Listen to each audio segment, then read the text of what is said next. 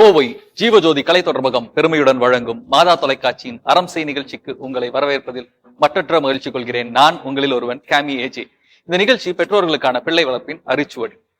பதின்பருவத்தில் இருக்கும் பிள்ளைகளை வளர்ப்பதில் இருக்கும் சிக்கல்களையும் சவால்களையும் தொடர்ந்து அலசி ஆராய்ந்து வருகிறோம். அந்த வரிசையில் சென்ற வாரம் நாம் பார்த்தது, உங்க அப்பா அம்மா கிட்ட உங்களால இந்த விஷயத்த சொல்லவே முடியலன்னு நீங்க நினைக்கக்கூடிய விஷயங்கள் எதனா இருக்குதா? நிறையவே இருக்குது. அப்படி இப்படி சொல்றாங்க, அதனால சொல்றதுக்கே எதுக்கு சொல்லிட்டு நம்மளே வச்சுக்கோம். அதை கேட்டு நடந்துட்டாங்கன்னா அவங்களோட ஃபியூச்சருக்கு நல்லா இருக்கும் அப்படின்னு நான் நினைக்கிறேன். அதை வந்துட்டு நம்ம குழந்தைங்க கிட்ட வந்துட்டு வெளிப்படையா பேச முடியாத ஒரு சில விஷயங்கள் இருக்குது. பயோங்கிறது நமக்கு நாங்க நினைக்கிறோம்னா அவங்களுக்கு நம்ம ரொம்ப ஓவரா சொல்லிடுவோமோ. அவ அவளோட பிளேஸ்ல இருந்து யோசிக்க மாட்டா, பேரண்ட்ஸ் என்ன நினைப்பாங்க. இந்த வாரமும் அதே தலைப்பின் கீழ் விவாதிக்க இருக்கிறோம். இது மாதா தொலைக்காட்சியின் அறம் செய். எமோஷனல் சேஞ்ச் ஓவர், டக்குன்னு வர கோபங்கள், இது அழுகை, இதெல்லாம் மாறி வருது. இல்லைன்னா ஒரு பூ மாதிரி டப்புன்னு வர மாதிரிலாம் இது நடந்திருக்குதா? நடந்திருக்குது. எல்லார் வீட்லயுமே நடந்திருக்கு. டெய்லின்னு கூட நடக்குது. இந்த ஒரு பார்ட், இந்த அடோலசென்ட் அப்படின்னு நம்ம சொல்றோம், அவங்களோட பிரெயின்ங்கிறது நம்ம ஒரு பெற்றோரா அதை கொஞ்சம் புரிஞ்சுக்கிட்டோம்னா நமக்கு அவங்களை எப்படி வளர்க்கறது, எப்படி நம்ம அதை டேக்கிள் பண்றதுக்கு நமக்கு கொஞ்சம் பெட்டரா இருக்கும். நான் பர்சனலாவும் அதை நான் ஃபீல் பண்ணியிருக்கேன். அது எனக்கு தெரியாத டைம்லயும் இப்ப தெரிஞ்சதுக்கு அப்புறம் நான் ஹேண்டில் பண்றதுலயும் கண்டிப்பா நிறைய டிஃபரன்ஸ் இருக்குது. ஹேண்டில் பண்றது அப்படிங்க போகும்போதுதான் இவங்களுக்கான கேள்விகள் நிறைய இருக்கும். எப்படி ஹேண்டில் பண்றது? அதாவது இந்த மூளை வளர்ச்சியின் ஒரு பகுதியில அவங்க சிக்கிட்டு இருக்கிறதுனால அவங்கனால பல பிரச்சனைகள், பல விஷயங்களை பெரியவர்கள் போல சிந்திக்க முடியாது. ஆனா குழந்தைகளாவும் இல்ல அவங்க இல்ல. அதுதான் முக்கியமான விஷயம் இந்த இடத்துல. ஸோ அவங்களுக்கு அந்த குழப்பமான ஒரு இடத்துல அமெக்டலாங்கிற இன்னொரு மூளையின் இன்னொரு பகுதி அவர்களுடைய உணர்ச்சிகளுக்குள் விளையாட்ட செய்யுது. இதுதான் புரிஞ்சுக்கிறது. இந்த சூழ்நிலையை பெற்றோர்கள் எப்படி கையாள்வது? இதுல அவங்க என்ன பண்ணணும்? பெற்றோர்கள் ஹேண்டில் பண்றது, புரிஞ்சுக்கிறது எல்லாம் எப்படி பண்றது? ஓகே, குழந்தைங்களுக்கு முதல்ல டைம், அவங்களுக்கு டைம் சென்ஸே இருக்காது. நீங்க நிறைய டைம் பார்த்திருப்பீங்க.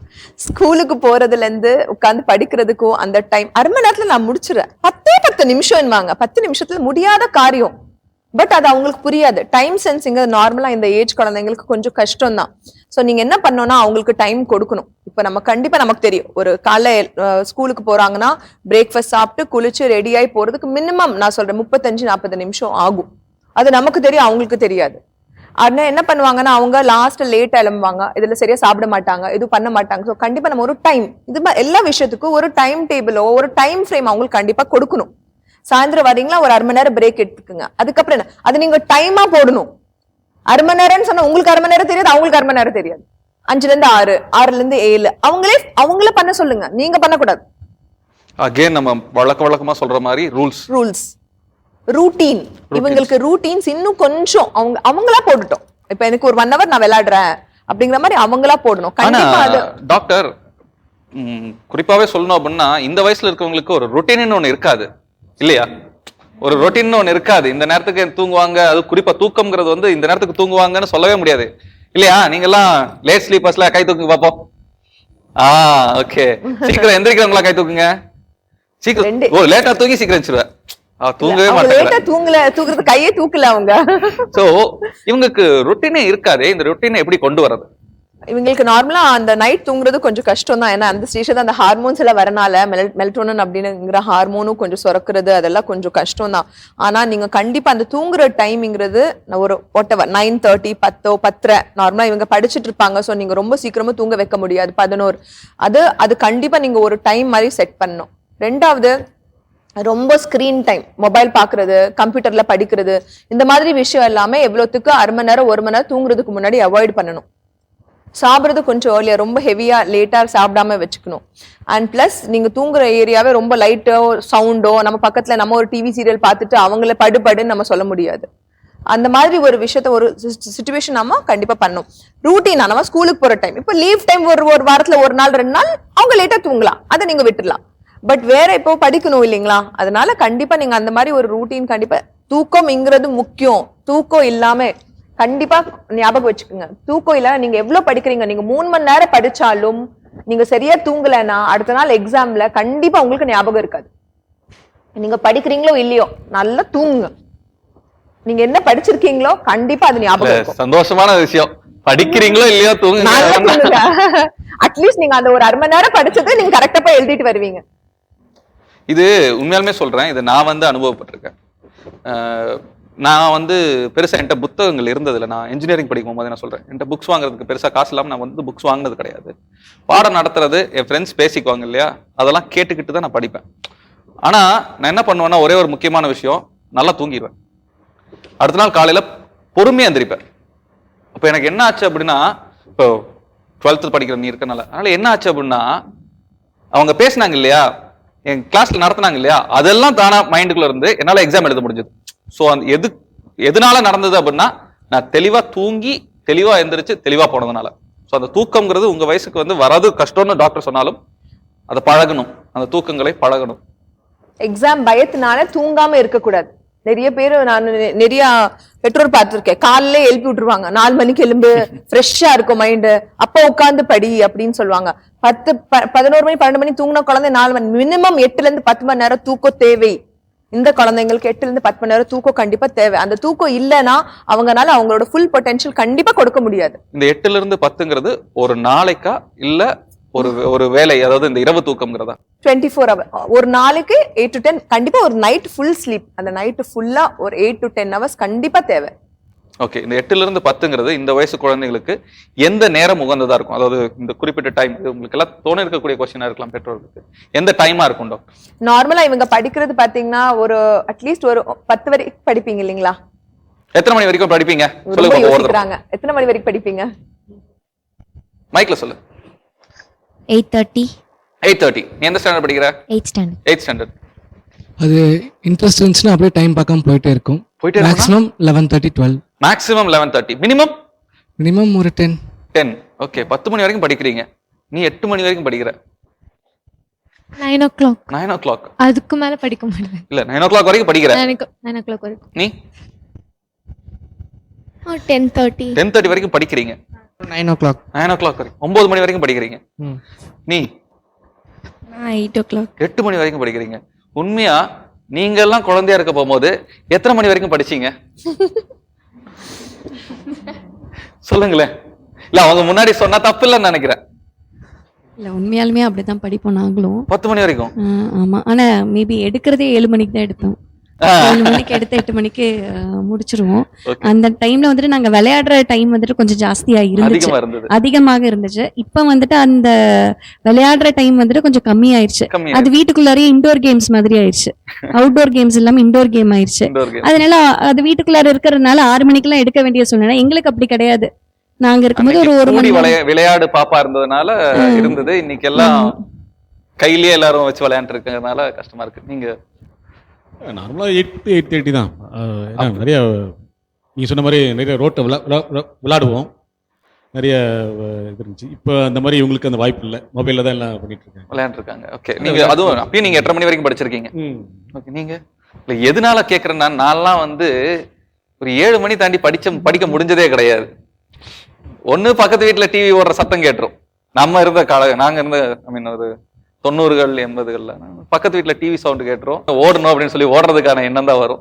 அப்போ ஒரே ஒரு சேனல் இருந்த போகும்போதே, இன்னைக்கு இந்த குழந்தைகள்லாம் வந்து இவ்வளோ டிவி சேனல்ஸ் இருந்தும் இத்தனை டிஸ்ட்ராக்ஷன்ஸ் இருந்தும் மொபைல் இதெல்லாம் இருந்தும் 10-11 மணி வரைக்கும் படிக்கிறது ஒரு விதத்துல பாராட்டலாம். ஆனா இன்னொரு விதத்துல அத்தனை மணி வரைக்கும் படிக்கலாமா அப்படிங்கிற ஒரு டவுட் நம்ம டாக்டர்கிட்ட கேட்போம். அதுக்கு முன்னாடி நம்ம தெரிஞ்சுக்கோம், நம்ம அத்தனை மணி வரைக்கும் படிச்சோமா? நான் வந்து லேட் நைட் தான் படிப்பேன் சார். லேட் நைட் தான் படிப்பீங்க? அதாவது 10 o'clock மேலதான் தொடங்குவேன் நான். 10 மணிக்கு மேலதான் தொடங்குவீங்க. அதுக்கப்புறம் தொடங்கி அது அந்த தம்பி சொல்ற மாதிரி எவ்வளவு நேரம் போகுதோ அவ்வளவு நேரம். அப்புறம் 3 o'clock அப்படியெல்லாம் படுத்து தூங்கிட்டு ஏர்லி மார்னிங் எந்திரிக்கவே மாட்டேன் எப்பவுமே. அப்புறம் டைரக்டா கிளம்பி எக்ஸாம் போறது. ஓகே. ஸ்கூலெல்லாம் படிக்கும்போது பார்த்தீங்கன்னா ஒரு டைம் அம்மா ஃபிக்ஸ் பண்ணியிருப்பாங்க. 9 o'clock 9:30 அதோட ஸ்டாப் பண்ணிடுவோம். காலேஜ்லலாம் பார்த்தீங்கன்னா ரொம்ப லேட்டு தான் சாப்பிட்றது. 9 அப்படிங்கும்போது சரி, ஓகே, 9:30. செமஸ்டர் எக்ஸாம் எல்லாம் வரும்போது நான் இவங்க சொன்ன மாதிரி லேட் நைட் தான் நான் படிப்பேன். 1 அந்த வரைக்கெல்லாம் போயிருக்கு. அது 1 o'clock வரைக்கெல்லாம் படிச்சிருக்கேன் நான். இல்லை, அது நிறைய பேர் பண்றாங்க லேட் நைட் ஸ்டடீஸ்ங்கிறதெல்லாம். எனக்கு சரியா ஞாபகம் இல்லை சார், படிச்ச மாதிரியே. இதுதான் வந்து நான் உண்மையான பதில்னு சொல்லுவேன். இல்ல, இதுதான் உண்மையான பதில். நான் எதிர்பார்த்த உண்மையான பதில் இதுதான். காலையில் எக்ஸாம் போவேன் சார். போகும்போது கரெக்டான சிலபஸில் ஹெட்டிங் என்னென்ன ஹெட்டிங்ஸ் இருக்கு அந்த ஒரு 5 யூனிட் இருக்கும், 5 யூனிட்ல இருக்கிறத பார்த்து என்னென்ன இருக்கோ அதை எழுதிட்டு வந்துடுவோம் சார். பாஸ் பண்ணிடுவோம். அவ்வளவுதான். நீங்க நான் வந்து படிச்சதெல்லாம் கேட்டீங்கன்னா ரொம்ப சிரிப்பீங்க. புக் இல்ல, எடுத்தாவே படிக்காததை சொல்ல போகும்போதே நாங்க சிரிப்போம், படிச்சதை சொல்ல போகும்போது புக் எடுத்தாவே தூக்கம் வந்துடும். அதனால வந்து நைட் ஸ்டடியை நான் அதிகமாக இல்ல book எடுத்தா தூக்கம் வருதுன்னா மார்னிங் வந்து மார்னிங் தான் மேக்ஸிமம் நான் ட்ரை பண்ணி படிப்பேன். தூக்கம் வரணும்னு நினைக்கும் போதெல்லாம் புக் எடுத்துருவீங்க. அப்படி சொல்ல முடியாது. ஸோ டாக்டர், இங்க இந்த டைம் மேனேஜ்மெண்ட் தான் நம்ம பேசிட்டு இருக்கிறோம். இப்போ எந்த நேரத்தில் இந்த குழந்தைகள் படிப்பது உகந்தது, எந்த நேரத்தில் தூங்குவது உகந்தது, எப்ப சாப்பிடுறது உகந்தது, இது பெற்றோர்களுக்கு சொன்னா கரெக்டா இருக்கும் தோணுது. தூக்கம் நான் சொல்ற மாதிரி 8 to 10 மணி நேரம் கண்டிப்பா தூக்கம் வேணும். ஸோ அவங்க பொறுத்து இருக்கு. சில பேருக்கு காலைல சீக்கிரமா எழும்பி அவங்க படிச்சா அப்படின்னா அவங்க சீக்கிரமா தூங்கிக்கிட்டோம். ஸோ நார்மலா நைட் ஒரு 10-10:30 மணிக்கு தூங்குறாங்கன்னா மார்னிங் ஒரு எப்படி இருந்தாலும் ஒரு 6-6:30-7 மணிக்கு எழும்புனாங்கன்னா ஓரளவுக்கு கொஞ்சம் கரெக்டா இருக்கும்னு நினைக்கிறேன். பட் கொஞ்சம் காலை நான் 4 மணிக்கு எழும்பணும் அப்படின்னு சொன்ன மக்கள் இன்னும் கொஞ்சம் சீக்கிரமா தூங்கணும். ஓவராலா நீங்க ஒரு 8 to 10 hours வர மாதிரி பாத்துக்கோங்க. கண்டிப்பா தூக்கத்தை பொறுத்த அளவுக்கு குறைந்தபட்சம் 8 மணி நேரம். 8 மணி நேரம் டெஃபினட்டா. ஏன்னா அவங்க என்ன ஹார்ட் ஒர்க் அதுதான் ரொம்ப கஷ்டமா இருக்கு. இப்ப குழந்தைங்க ரொம்ப ஹார்ட் ஒர்க் பண்றாங்க. ஏன்னா நம்ம இருக்கிற டைம்ல இவ்வளவு காம்படிஷன் இல்லை, இவங்களுக்கு இப்ப காம்படிஷன் அதிகம். அவ்வளவு ஹார்ட் ஒர்க் பண்ணி பெர்ஃபார்மன்ஸ் ஃபைனலா பாத்தீங்கன்னா அவங்களால பண்ண முடிய மாட்டேங்குது. நிறைய குழந்தைங்க எனக்கு தெரிஞ்சு எக்ஸாமுக்கு காலைல எழும்பி நான் எல்லாம் மறந்துட்டேன், என்னால முடியல, நான் போக மாட்டேன், அந்த மாதிரி நிறைய குழந்தைங்க நான் பாத்திருக்கேன். பயந்து போய் அதுக்கப்புறம் தலை சுத்தல் வந்து விழுந்து அதுக்கப்புறம் அப்படி கூட்டிட்டு வராங்க. இந்த எக்ஸாம்க்குள்ள நம்ம இன்னும் போகும்போது போலாம். இப்ப இந்த நேரத்துக்கு கண்டிப்பா தூக்கம்ங்கிறது 8 to 10 மணி நேரம்னு சொல்லிட்டேன் நான். தூக்கம் சாப்பாடுங்கிறது கண்டிப்பா நீங்க கொஞ்சம் ஏர்லியா டின்னர் கொடுங்க. ரொம்ப லேட்டா டின்னர் கொடுக்கறது அவங்களுக்கும் செமிக்கிறதுக்கும் கஷ்டம். அண்ட் ரொம்ப ஹெவியா கொடுத்தாலும் கொஞ்சம் டிஃபிகல்ட்டா ஃபீல் பண்ணுவாங்க. ஸோ நைட் ஏதாவது லைட்டா 7-7:30 சீக்கிரம் முடிச்சுங்க. அதுக்கப்புறம் ஏதாவது லைட்டா அவங்க மில்கோ அந்த மாதிரி ஃப்ரூட்ஸோ அந்த மாதிரி ஏதாவது கொடுத்துக்கோங்க. அது நார்மலா உங்களுக்கு நல்லா கரெக்டா வரும். ஸோ தூக்கம் சாப்பாடு கண்டிப்பா இது ரெண்டும் கரெக்டா போகும்னு நினைக்கிறேன். ஓகே, உங்களுக்கு பிடித்த விளையாட்டு விஷயங்கள் என்னென்ன சொல்ல முடியுமா? Games, sports. எனக்கு சின்ன வயசுல கிரிக்கெட்னா ரொம்ப இன்ட்ரெஸ்ட். அது அப்புறம் என்னால கண்டினியூ பண்ண முடியல. Okay. And then volleyball, athletics எல்லாமே இன்ட்ரெஸ்ட். உனக்கு? நான் வந்து ஷட்டில், டென்னிஸ் இல்லைன்னா பாஸ்கெட் பால். விளையாட்டுன்ட்டு இல்ல உங்களுடைய திறமைகள், நடனம், பாட்டு இதெல்லாம்? நான் பாடுவேன், டான்ஸ் ஆடுவேன். Multi talented. குட். உனக்கும் கைத்தட்டல். ஓகே, அடுத்தது. எனக்கு அத்லெட்ல இன்ட்ரெஸ்ட். சம்மர் வெக்கேஷன் அப்போ கிளாஸ் போவேன். ஸ்கூல் டிஸ்டன்ஸா இருக்கனால ஸ்கூல் முடிச்சு வந்தா அவ்வளோக்கா போக மாட்டேன். லீவ் கிடைச்சா போவேன். அத்லெட்னா ரொம்ப இஷ்டம். வீட்ல என்ன விளையாட்டு விளையாடுவேன்? வீட்ல விளையாட மாட்டேன். ஓகே, உனக்கு? எனக்கு டான்ஸ் தான். டான்ஸ்னா இஷ்டம். ஓகே, வீட்ல எதுவும் விளையாடுவியா? இல்ல, விளையாடுறது இல்ல. ஏன் விளையாட மாட்டீங்க? யாரும் கம்பெனி இல்ல. ஓகே, நீ? எனக்கு basketball and keyboard like piano play பண்றது ரொம்ப பிடிக்கும். உன்னோட வீட்ல இருக்கக்கூடிய நேரங்கள்ல நீ என்ன பண்ணுவ? படிப்பேன். வேற ஒன்றும் பண்ண மாட்டேன். ஓகே, வீட்ல இருக்கக்கூடிய நேரங்கள்ல நீங்க எல்லாம் என்ன பண்ணுவீங்க? நீ சொல்லு. நீ எதுவுமே சொல்ல. ஃபோன் நோண்டிட்டு இருப்பேன். செல்போன். நீ படிப்ப இல்ல எதுனா சும்மா இருப்ப? நீ செல்போன். நீ? நான் விளையாடுவேன். தனியா பேட் வச்சு அப்படியே சும்மா அப்படி பிராக்டிஸ் பண்ணி. தனியா பேட் வச்சு ஷேடோ பிராக்டிஸ் அப்படியும் பண்ணுவாங்க. கிரிக்கெட்ல ஷேடோ பிராக்டிஸ் ரொம்ப முக்கியம். சோ நீ அதை பண்ணுவ. உனக்கு பிடிச்ச game? Football, cricket, basketball மூணுமே விளையாடுவேன். விளையாடுவேன். சூப்பர். ஓகே, உன்னுடைய ஃப்ரீ டைம்ல நீ என்ன பண்ணுவ? தூங்குவேன். Very good. தூங்கிட்டே தான் இருப்பேன். விளையாட போறது அதெல்லாம் எதுவுமே இல்ல. as you said, நீ ஏற்கனவே சொன்ன. some movies. நீ உன்னுடைய ஃப்ரீ டைம்ல நீ என்ன பண்ணுவ? நான் அம்மாக்கு ஹெல்ப் பண்ணுவேன். அம்மாக்கு ஹெல்ப் பண்ணுவ? கம்பெனி இல்ல அவ்வளோக்க வீட்டு பக்கத்துலயே அம்மாக்கு தான் ஹெல்ப் பண்ணுவேன். அம்மாக்கு ஹெல்ப் பண்ணுவ? என்ன ஹெல்ப் பண்ணுவ? House works. ஓகே, வீட்டு வேலைகளை செய்வாய். அதை விட பெரிய விஷயம் ஒரு பொண்ணு இந்த காலத்துல பண்றதுக்கு வேற எதுவுமே கிடையாது. Okay, good. சோ இப்போ உங்க குழந்தைகளுக்குள்ள இருக்கக்கூடிய விஷயங்கள், விளையாட்டு. இப்ப நீங்க குழந்தையா இருக்கும் போது இருந்த விளையாட்டுகள்லாம் என்ன இருந்தது சொல்லுங்களேன் பாப்போம். அது உங்களுக்கு ரொம்ப பிடிச்சிருக்கும். ஏன்னா அப்போ தெருவுல இறங்கி விளையாடுறதுங்கிறது வந்து அந்த காலத்துல ஒரு பெரிய விஷயமா இருந்திருக்கும். எப்படி இருந்தது? ஒளிஞ்சு விளையாடுற hide and seek. Hide and seek. அது வந்து தெருவாலாம் ஒளிஞ்சிருப்பீங்க இல்லையா? அப்புறம் கோலிகுண்டு. கோலிகுண்டு. ஓகே. இதே உங்க பையனுக்கு நீங்க தரல? இப்ப அது இல்லையே. இப்ப அந்த மாதிரி இருக்கிற மாதிரி தெரியலையே. இல்ல ஏன் இல்லாம போச்சுன்னு நினைக்கிறீங்க? கால மாற்றம் தான். டெக்னாலஜி மாற்றம் தான். இல்ல டெக்னாலஜி மாற்றம் உங்களுடைய இதுல இருந்து விளையாட்டுகள்லாம் அழிச்சிருச்சு அப்படிங்கிறீங்க. தெருவுல மணல்ல புழுதியில விளையாடுவோம். அதெல்லாம் இன்னமும் இருக்கு இல்லையா? தெரு மணல் புழுதி ஒளிஞ்சு விளையாடுறதுக்கு எதுவும் தேவையில்லை இருக்கிற மாதிரி எனக்கு தெரியல. என் பார்வைக்கு தெரியல. எல்லாமே வீட்டுக்குள்ள அடைஞ்சிடறானுங்க. அப்படிதான் தோணுது எனக்கு. அதான் தோணுது. ஆனா உங்க குழந்தைகள் நீங்க விளையாண்ட விளையாட்டுகள் எதுவுமே விளையாடுறது இல்ல. நீங்க ஓடி பிடிச்சு விளையாடுறது. நீங்க சிட்லி விளையாட்டுன்னு சொல்லுவோம். கட்டம் போட்டு அந்த ஒரு இது மாதிரி கல்லு மாதிரி ஆடுபுலி ஆட்டம் மாதிரி. இல்ல அந்த இதை தள்ளி அப்படியே விளையாடுற மாதிரி சிட்லி விளையாட்டுன்னு சொல்லுவோம். ஒரு பாக்ஸ் போட்டுட்டு அதை தள்ளி அப்படியே விளையாடுறது, ஜம்ப் பண்ணி விளையாடுறது, அதெல்லாம் பண்ணுவோம். நொண்டி பாண்டி ஆட்டம் மாதிரியான விஷயங்கள். ஓகே. சோ இதெல்லாம் நீங்க கேள்விப்பட்டிருக்கீங்களா? பட்டிருக்கீங்க. ஓகே. வேற பம்பரம் விளையாடுவோம், பட்டம் விடுவோம். பம்பரம், பட்டம், கில்லி தாண்டு விளையாடுவோம். யாராவது மண்டை உடைச்சிருவோம், பிரச்சனைக்கு வரும். ஸோ அதே மாதிரி எங்கேயாவது போயிடுவோம், ஃப்ரெண்ட்ஸ் எல்லாம் சேர்ந்து அப்படியே போய் மரம்லாம் ஏறுவோம், ஏதாவது காய் பொறிச்சு சாப்பிடுவோம். இன்னைக்கு இந்த விளையாட்டுலாம் விளையாடுறது உங்க குழந்தைகள் விளையாண்டா உங்களுக்கு எதுவும் பிரச்சனையா? நீங்க விளையாண்ட இந்த விளையாட்டுகள்லாம் விளையாண்டா உங்க குழந்தைகள் விளையாண்டா எதுவும் பிரச்சனையா? கண்டிப்பா எங்களுக்கு பிரச்சனை இல்லை. பட் அவங்க வந்து அதெல்லாம் ஒரு விளையாட்டாவே எடுத்துக்கிறது இல்லை. ஓகே. வேற யாருக்கும் பிரச்சனையெல்லாம் ஒன்றும் இல்லை. அவங்க என்ன விளையாடுறாங்களோ கண்டிப்பாக விளையாடலாம். அந்த ஃப்ரீடம் எல்லாம் கண்டிப்பாக அவங்களுக்கு இருக்கு. நொண்டி விளையாட்டெல்லாம் விளையாடுவோம். இந்த டிஸ்டன்ஸில் அந்த கல் விழுந்துச்சு அப்படின்னா நம்ம என்ன பண்ணணும், அதெல்லாம் வந்துட்டு அதெல்லாம் வந்துட்டு அந்த டேலண்ட் எல்லாம் கண்டிப்பாக அந்த விளையாட்டு விளையாடும் போது தான் வளரும் இல்லைங்களா? இப்போ வந்து அவங்க வந்து அந்த செல்போன் எல்லாம் பார்க்கும்போது அவங்க என்னமோ பெரிய ஒரு ரேஞ்சில் இருக்கிற மாதிரியும் இதெல்லாம் வந்துட்டு ரொம்ப சில்லியா அவங்க பார்க்குற மாதிரி தான் தோணுது. உங்களுக்கு எதுவும்? நாங்கள் வந்து சின்ன வயசுல வந்து கபடி எல்லாம் விளையாடுவோம். இப்போ உள்ள பசங்க ரொம்ப ரேராக தான் விளையாண்டுட்டு இருக்காங்க. ரொம்ப நல்ல ஒரு கேமு, அதை யாரும் அவ்வளோவா விரும்புறது கிடையாது. அப்புறம் வந்து சின்ன வயசுல வந்து நாங்கள் இந்த கிணத்துல எல்லாம் குதிச்சு விளையாடுவோம். இன்னைக்கெல்லாம் அது மாதிரி பார்க்கவே முடியல. பக்கெட்லயே தண்ணி பார்க்கறது கஷ்டமா இருக்கு. வில்லேஜில் உள்ள பசங்க கொஞ்சம் விளையாண்டுட்டு இருக்காங்க. பட் டவுன்ல உள்ளவங்களுக்கு அது என்னன்னு தெரியறது இல்லை. ஆனா எந்த பெற்றோருக்கும் உங்கள் குழந்தை நீங்கள் விளையாண்ட இந்த விளையாட்டை விளையாடுறத ரெஸ்ட்ரிக்ட் பண்றதுக்கான எண்ணமே இல்லை. அவங்களும் தெருவிறங்கி விளையாடலாம், தெருவுல குழந்தைகளோட விளையாடலாங்கிறதுல உங்களுக்கு எந்த பிரச்சனையும் இல்லை இல்லையா? இந்த விளையாட்டெல்லாம் விளையாடுறதுல உங்களுக்கு என்ன பிரச்சனை? ஆக்சுவலி எங்களுக்கு அப்ஜெக்ஷன் இல்லை. ஒன்று என்னன்னா விளையாடுறதுக்கு எங்களுக்கு கம்பெனி இருக்காது யாரும். இப்போ சேஃப்டிக்காக அப்படின்னு சொல்லிட்டு வீட்டுக்குள்ளே இருக்கோம். உங்க அப்பா அம்மா தான் சொல்றாங்களே நீங்க வெளியில போலாம், ஒன்றும் பிரச்சனை இல்லை, இந்த விளையாட்டுல விளையாடுறதுக்கு போலாங்கிறாங்க. பிரச்சனை இல்லை, நான் தனியா விளையாண்ட லூசி நினைச்சிருவாங்க. வெளியெல்லாம் அவ்வளோ சாதாரணமா விட முடியாது. ஏன்னா சின்னதுல இருந்தே பாத்தீங்கன்னா அவங்களுடைய சேஃப்டி பர்பஸ்க்காக வேண்டி உள்ளேயே நம்ம வச்சிருப்போம்.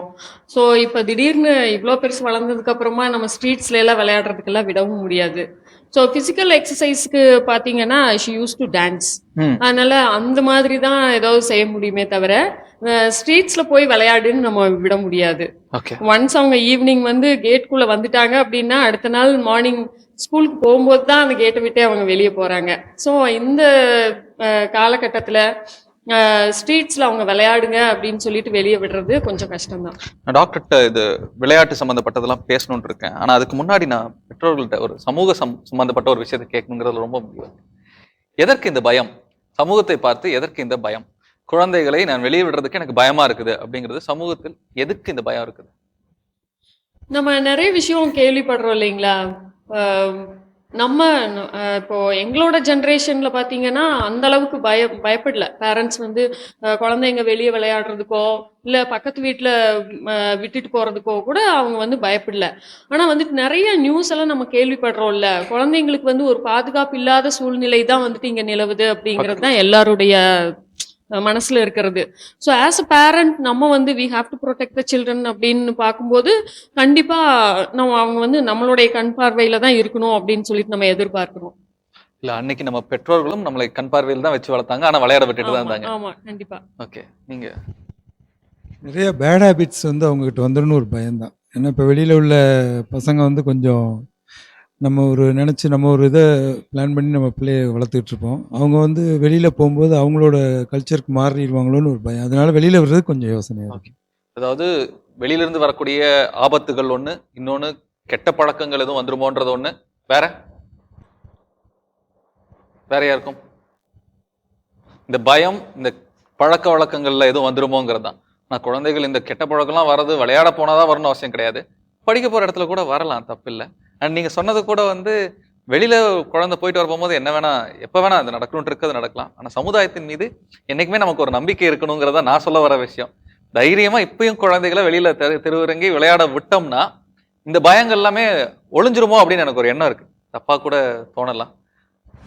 அதுவும் இல்லாம நம்ம எங்களோட ஜென்ரேஷன் வந்து விளையாண்டுட்டு இருந்தோம். அப்போ வந்து ஸ்ட்ரீட்ஸ்ல வந்து 1 or 2 சைக்கிள்ஸ் தான் போகும் இல்லைங்களா? இப்போ வந்து கார் முதற்கொண்டு 2 வீலர்ஸ் எல்லாமே போகுது. அது ஒரு பாதுகாப்பு குறைவாக தான் நாங்கள் வந்து கன்சிடர் பண்ணுறோம். அதெல்லாம் ஒரு சாக்குகள். ஆனால் என்ன ஒன்றுனா, பெற்றோராக நம்ம ரொம்ப பயப்படுறோம். நம்ம அப்பா அம்மா பயந்ததை விட நம்ம ரொம்ப பயப்படுறோமோன்னு எனக்கு ஒரு எண்ணம் இருக்குது சார். நம்ம காலத்தில் பார்த்தீங்கன்னா ஆக்சுவலாக ரிலேட்டிவ்ஸ் பார்த்தீங்கன்னா சுற்றி இருப்பாங்க. அவங்க விளையாடும் போது கண் பார்வையிலே இருப்பாங்க, எல்லாம் பார்த்துக்கலாம். யாராவது ஏதாவது ஆச்சுன்னா ஒரு இமீடியட்டாக நம்மளுக்கு வந்து ஒரு ஆன்சர் வரும், இந்த மாதிரி அந்த பொண்ணு கீழே விழுந்துட்டா பார்த்துக்குங்க அப்படின்ட்டு. பட் இப்போ ப்ரெசன்ட் சுச்சுவேஷனில் பார்த்தீங்கன்னா எல்லாம் அவுட் சைட் பீப்புள்ஸ் நிறைய பேர் உள்ளே இருக்காங்க. யாரோட குழந்தைங்கிறது பக்கத்து வீட்டுக்கு கூட தெரிய மாட்டேங்குது, அவங்க பேர் தெரிய மாட்டேங்குது. ஸோ இந்த சுச்சுவேஷன் ரொம்ப பேடாக இருக்குது. அதான் மேட்ரு. அது சார் சொன்ன கருத்தில் உடன்படுறேன். இந்த நகரமயமாக்கல்னால நிறைய ஜனத்தொகை எல்லாம் பெருகிட்டனால பக்கத்து வீட்டில் யாருக்காங்களோட நமக்கு தெரிய மாட்டேங்குது, பக்கத்து வீட்டுக்காரங்க பேர் கூட நமக்கு தெரிய மாட்டேங்குது. அப்படின்றப்ப பசங்கள் வந்து வெளியே போயிட்டு வீட்டுக்கு வர வரையும் கொஞ்சம் லேட்டாக வீட்டுக்கு வரான் அப்படின்னால கொஞ்சம் பயம் இருக்க தான் செய்யுது. எங்கே போகிறான், யார்கிட்ட பழகுறான் என்னன்னு தெரியல, அந்த ஒரு பயம் இருக்க தான் செய்யுது. கண் முன்னாடியே விளாண்டுட்டு இருந்தானா ஓகே, தெரிஞ்ச பையனோட விளாண்டுட்டு இருந்தானா ஓகே. தெரியாத புது பசங்களோட சேர்ந்து அவன் சுற்றும் போது பழகும் போது கொஞ்சம் சுற்றி முற்றி வரும்போது அந்த பயம் தான் இருக்க தான் செய்யும். எனக்கு கிட்ஸ் கிட்ட கேட்க வேண்டியது, இப்போ உங்க அப்பா அம்மா விட்டா அவங்க விட்ட அந்த விளையாட்டெல்லாம் இப்போ அவங்க விளையாண்ட அந்த விளையாட்டெல்லாம் விளையாடுறதுக்கு உங்களுக்கு விருப்பம் இருக்கா? கண்டிப்பா இருக்கு. இருக்கு. அப்பா அம்மா தெருவிறங்கி விளையாட விட்டா நீங்க இறங்கி விளையாடுவீங்களா? எல்லாருமே சொல்லலாம், விளையாடுவீங்களா? விளையாடுவோம். கண்டிப்பா விளையாடுவோம். கண்டிப்பா விளையாடுவீங்க. கண்டிப்பா விளையாடுவீங்க. அந்த விளையாட்டு எல்லாமே விளையாடலாம் இல்லையா? ஏன்னா நான் நிறைய இங்க குழந்தைகள் சொல்ல போகும்போது என்ன சொன்னாங்கன்னா, கம்பெனி இல்லை அப்படின்னாங்க. அந்த கம்பெனியை பெற்றோராகிய நாம் உருவாக்கி தருவதில் பயப்படுகிறோம். ஆனா உண்மை என்னன்னா, டாக்டர் சொன்ன மாதிரி உட்கார்ந்து பேசுவதால உங்க குழந்தைகளுக்கான சரியான அந்த கம்பெனி, அதாவது நண்பர்களை தேர்ந்தெடுப்பதில் குழந்தைகளுக்கு நீங்கள் உட்கார்ந்து பேசுறதுனால அதை உருவாக்க முடியும். ரெண்டாவது, சமூகம்ங்கிறது நம்ம எல்லாம் சேர்ந்தது தான். நாம ஒரு ஆரம்பம் கொடுத்தோம் அப்படின்னா நம்மளை சுத்தி இருக்கிறவங்க, நீங்க சொன்னீங்க இல்லையா, பக்கத்து வீட்டுக்காரங்க யாரு இவங்க யாருன்னு தெரியல அப்படிங்கிறது, நமக்கு பக்கத்து வீட்டுக்காரங்களை தெரியல, பக்கத்து வீட்டுக்காரங்களுக்கும் நம்மளை தெரியல. 2 விதத்துலையும் தான். ஸோ நாம பக்கத்து வீட்டுக்காரங்களை தெரிஞ்சுக்கிட்டோம் அப்படின்னா அவங்களும் நம்மளை தெரிஞ்சுக்குவாங்க. அப்போ சுத்தி இருக்கவங்க எல்லாம் ஒரு உறவாக முடியும். வெளியில விடுறதுக்கான பயம் போகும். ஓகே, இந்த வெளியில என்ன வேணா நடக்கும், குழந்தைய விடுறதுல ஆபத்து இருக்குது, பெண் குழந்தையை விடுறதுல ஆபத்து இருக்குது. அந்த ஆபத்து வெளியிலிருந்து வருவது அப்படிங்கிறது இருக்குங்களா, இது ஆபத்துங்கிறத சொல்லி கொடுத்துட்டீங்கன்னா அந்த ஆபத்தை உணர்ந்து உங்க குழந்தைய அதுகிட்ட இருந்து விலகி இருக்க முடியும். இதெல்லாம் தான் நம்ம பெற்றோர் நமக்கு சொல்லி கொடுத்தாங்க. இப்படி இருந்திருக்கணும் அப்படின்னு நமக்கு சொல்லி அவங்களுடைய வாழ்க்கை முறையிலிருந்தே நமக்கு சொல்லி கொடுத்தாங்க. ஆனா இன்னைக்கு நம்ம அதெல்லாம் சொல்லி கொடுத்தா எங்க நம்ம குழந்தைய அதை கத்துக்குமோ அப்படிங்கிறதுக்காக நிறைய விஷயங்களை சொல்லி கொடுக்காமையே கூட இருந்துடுறோம். இதெல்லாம் தான் இன்னைக்கு நம்ம ஜென்ரேஷன்ல நம்ம என்ஜாய் பண்ண பல விஷயங்களை இன்னைக்கு நம்ம குழந்தைகளுக்கு கொடுக்க முடியாம இருக்கிறதுக்கான காரணமும், குழந்தைகள் கேஜெட்ஸோட போய் உட்கார்றதுக்கான காரணமும் ஒரு விதத்துல பெற்றோரா தான் இருக்காங்க. இதை நான் வந்து பார்வையாளர்களுக்கு பதிவு பண்ணிக்கணும்னு நினைக்கிறது, இன்றைய சமூகம் அப்படிங்கிறது நாம தான். அப்ப குழந்தைகளுக்கு அந்த சமூக பொறுப்புணர்வை கொடுக்க வேண்டியவர்களும் பெற்றோர்கள் தான். ஆனா சமூகத்தை பார்த்து பயத்தை வளர்த்து வருகிறோம். அது வேண்டாம். அதுதான் நான் இங்க சொல்ல வரோம். சமூகத்தின் மீது குழந்தைகளுக்கு பயத்தை ஏற்படுத்தவே வேண்டாம். அவங்க தாராளமா இப்பயும் தெருவிறங்கி விளையாடுவதற்கு பெற்றோர் நாம விடணும். விட்டோன்னா அவங்களும் இதாயிருவாங்க.